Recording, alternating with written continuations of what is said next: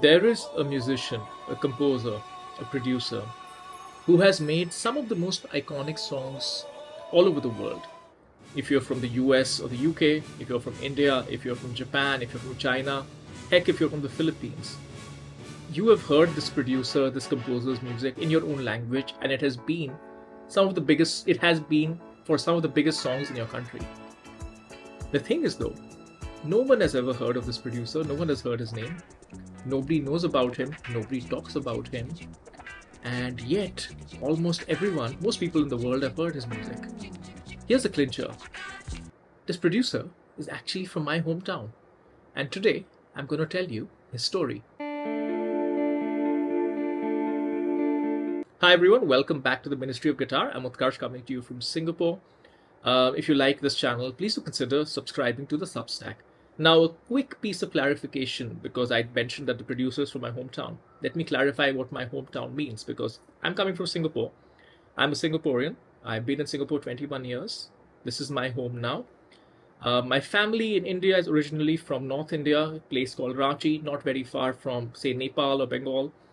And where I go back to in India, which is my home in India, it's a city called Bangalore that you may have heard of. It's the Silicon Valley of the East, which is to say there's a huge technology industry. There are a lot of startups. And when I say my hometown in this context, I'm talking about Bangalore. This story begins in Bangalore many, many years before Bangalore became the Silicon Valley of the East and was just a very cool city. Cool because the climate there is very cool compared to the rest of India. It's kind of called air-conditioned climate. It's cold, coolish all year round, early 20s to mid-20s, a bit hotter now. And it was also cool because it had quite a thriving music scene.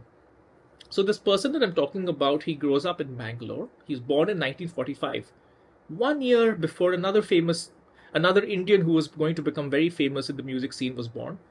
A dude called Farooq Balsara. He studied in Bombay. Most of you may not have heard that name, but most of you know the name that he took, Freddy Mercury. And his story is right here, how he came to be. But in any case, this guy is born a year before Freddie Mercury. He's from a slightly different part of India. Now, that part of India is also quite interesting because it's considered to be the Scotland of India. There's another rumor that, Alexander's troops came to India 2000 or whatever it was, 2,500 years ago. So some of his soldiers stayed back in India because they just loved it so much. And some of them made their way all the way down south to this particular place called Coorg. So supposedly the folks from this place are partially descended from Alexander's soldiers. How much of it is true, I don't know. But in any case, this guy is from there. He's growing up in Bangalore in the 50s and 60s.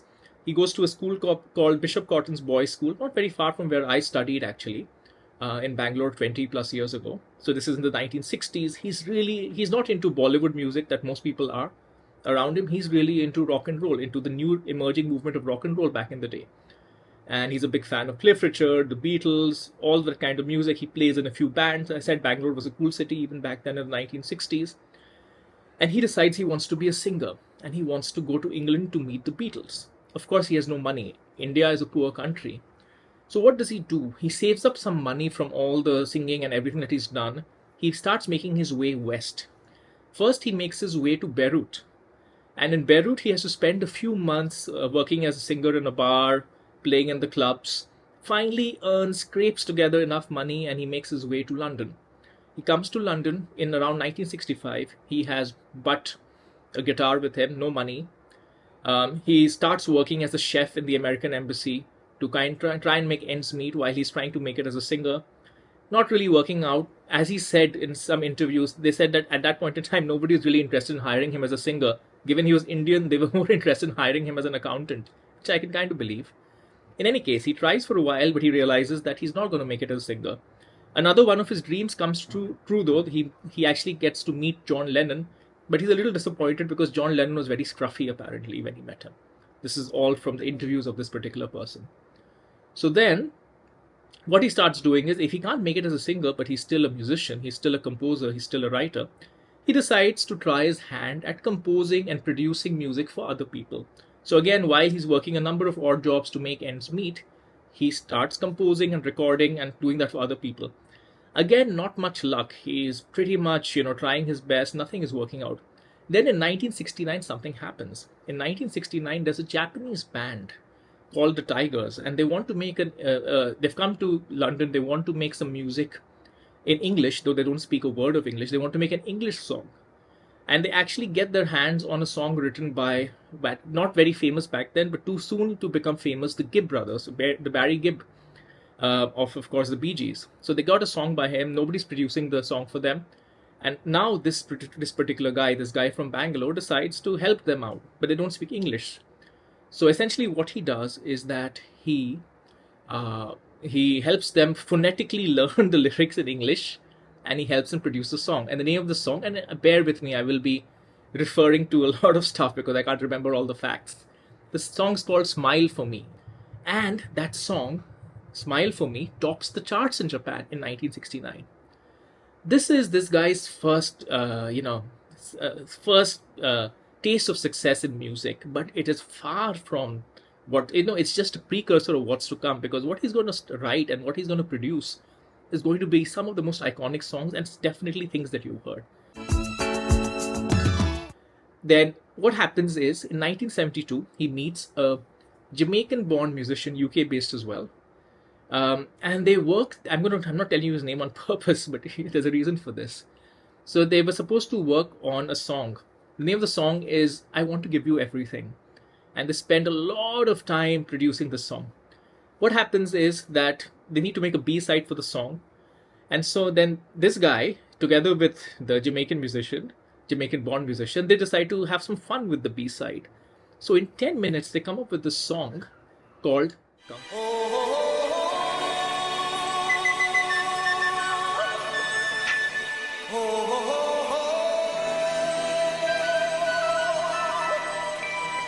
Kung Fu Fighting.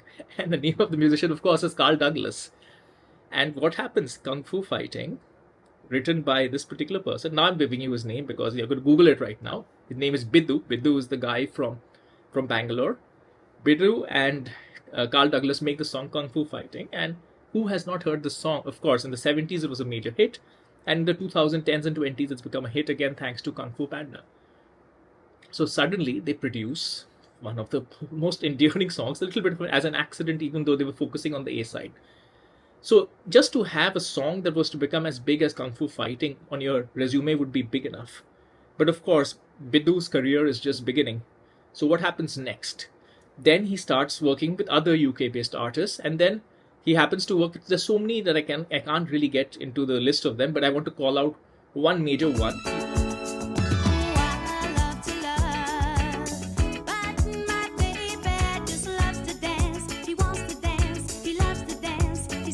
Tina Charles.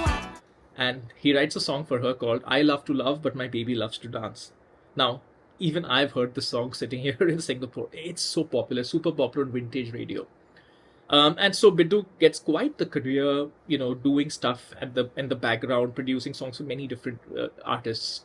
He works with many session musicians. A couple of his session musicians, they're called Trevor Horn and Jeff Downs. And have you heard their names? Maybe you have. Because then they go on and form a band called the Buggles, and then they make the first song ever to come on MTV. Video Killed the Radio Star. So there's a little connection over there. Now, so Biddu's having a great career, but disco is kind of having a little bit of a downer towards the end of the 70s. And what happens then is, some people from the Indian industry approach him. And initially he was not very interested because he was not really into Indian Bollywood music. He had no interest. But he had been doing his stuff. He had kind of gotten some satisfaction in the UK, and he thought it would make his mother happy. So they asked him to produce the song for an upcoming movie. The name of the movie was Kurbani, and what he does is he finds a young singer. I was going to say Indian singer, but Pakistani singer. But anyway, India, Pakistan divided politically in 1947. So similar people. So he finds a young Pakistani singer called Nazia Hassan, and he makes this song called "Aap Jaisa Koi," and then many songs after that. Let's just say that the songs that he made are super iconic. I played a gig 2 years ago for an American company. There, we played a bunch of songs in many different languages. The company I used to work with, I played a gig for their reunion, for the alumni reunion show, and "Aap Jaisa Koi" was one of them on the list.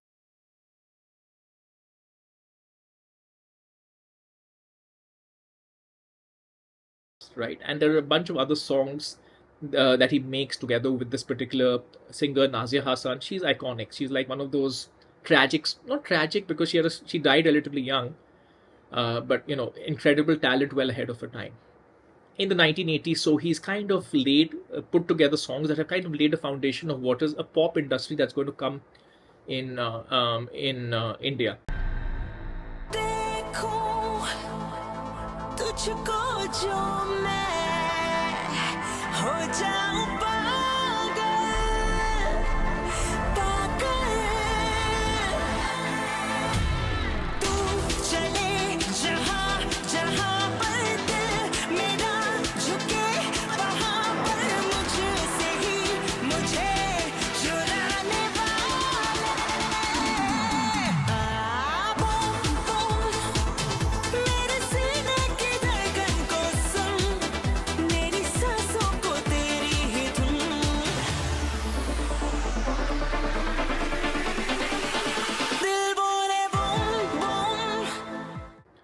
But then he doesn't restrict himself to the UK or India. Then he's approached by the Japanese singer, J-pop idol Akina Nakamori, and he produces an album for her. And then he makes a song for her called Blonde, Blonde, Blonde, which is a chart-topping hit in Japan, sells over 300,000 copies. Then he goes to Hong Kong. He works with Cantonese pop singer Samantha Lam. And in 1988, he does this. Similarly, in the 80s, there's a very popular sitcom in the Philippines called Chicks to Chicks. I haven't seen it myself, but I've heard from 4 sources that it was a funny show. And there's a song that he has called Chicka Chicka Chicka something. I've heard the song. I'm doing just the injustice to it.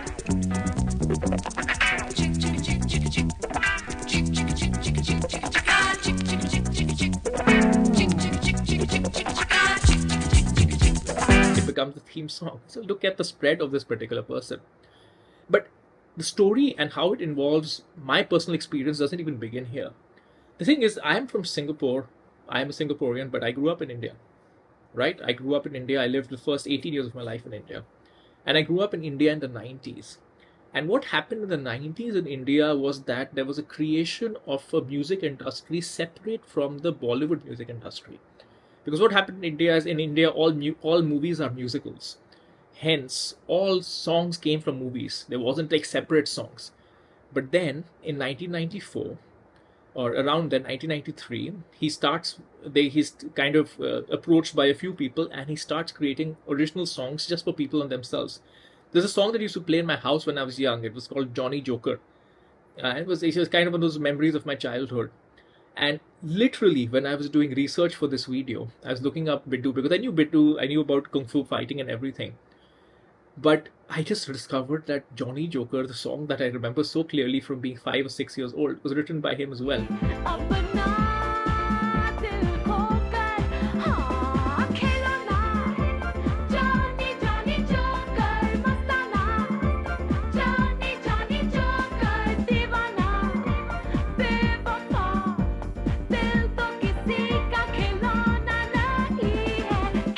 Songs have a certain trait. I don't know what to say it, but they're incredibly catchy.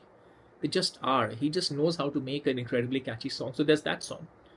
Then he makes what is probably the most iconic pop song in India. It's called Made in India. You can kind of see where it's coming from. Iconic song, iconic video. That's all him. It's produced by him. It's composed by him. It launches a singer. If you're not Indian, you don't get the reference. But if you are South Asian, Indian or otherwise, you will know this song. It's one of the biggest songs. It's not just a career-defining song for the musician. It's a generation-defining song for a generation.